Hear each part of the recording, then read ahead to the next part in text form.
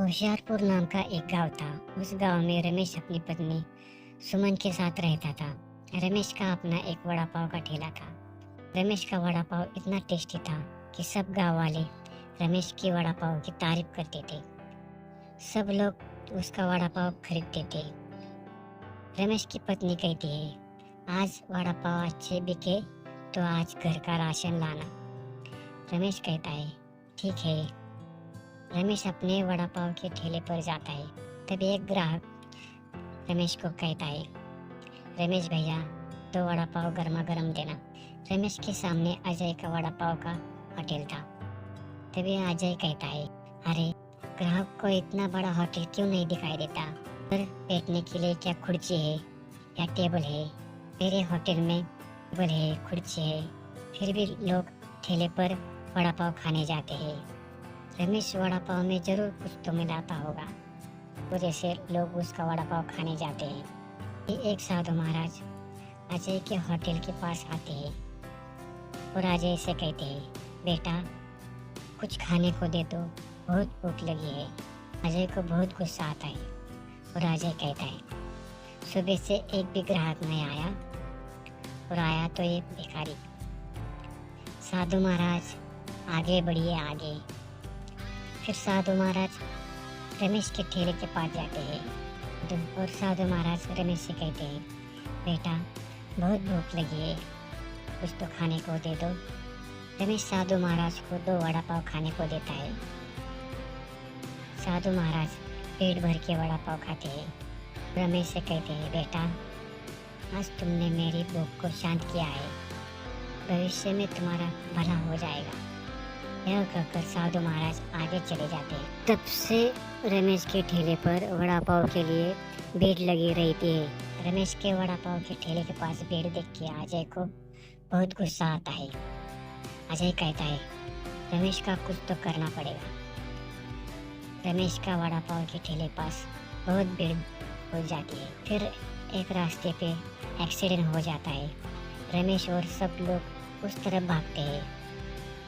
तभी अजय रमेश के ठेले के पास आता है और रमेश के सब वड़ा पाव पर जहर डालता है और अपने होटल चला जाता है। फिर एक्सीडेंट की जगह खाली हो जाती है। फिर रमेश और लोग वड़ा पाव के ठेले के पास आते हैं। रमेश सब लोगों को वड़ा पाव देता है। फिर सब लोग वड़ा पाव खा के अपने अपने घर चले जाते हैं। फिर दूसरे दिन लोगों की भीड़ रमेश के ठेले के पास हो जाती है। तभी अजय ठेले के पास आता है। वो कहता है, क्या हुआ चाचा? एक आदमी कहता है, अरे रमेश बेटा, तुम्हारे वड़ा पाव खा के मेरी बीमारी जड़ से खत्म हो गई। तो दूसरा आदमी कहता है, तुम्हारे वड़ा पाव खा के मेरे घुटने के दर्द में बहुत राहत मिल गई। फिर रमेश के दिन बदल जाते हैं। रमेश एक बड़ा होटल लेता है।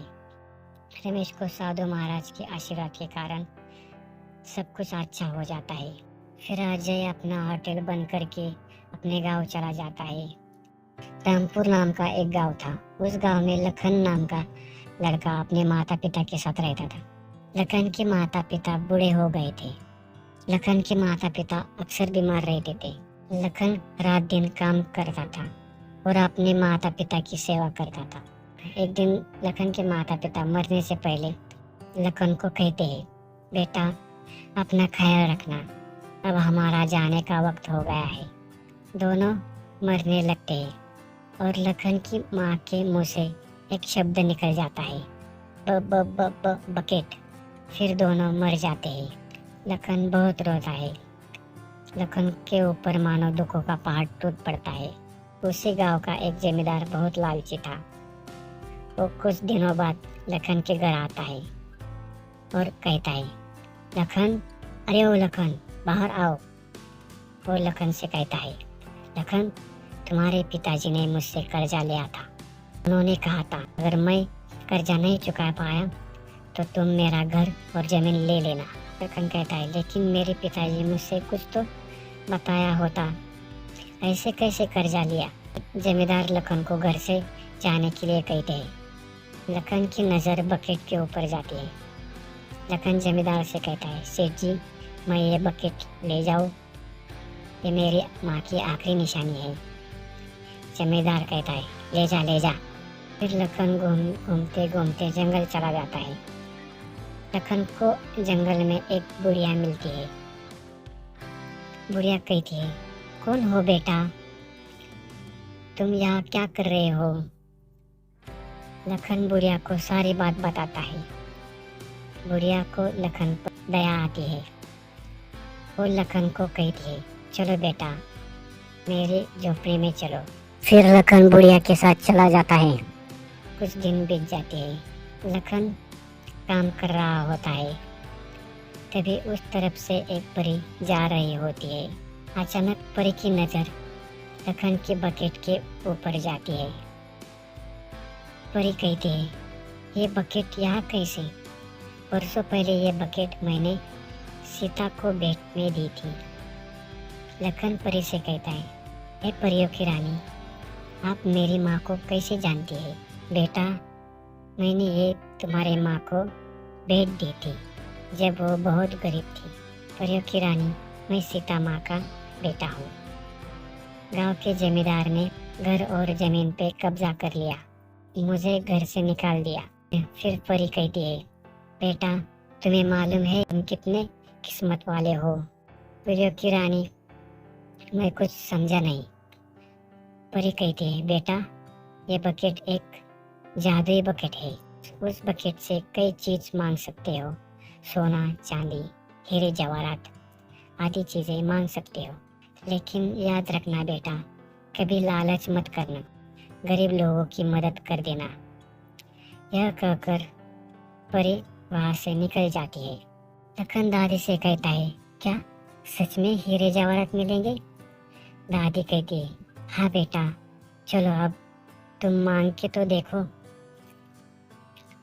लखन कहता है, हे जादुई बकेट, हमें सोना चांदी हीरे जवाहरात दे दो। इस बकेट में से हीरे जवाहरात सोना चांदी सब आ जाता है।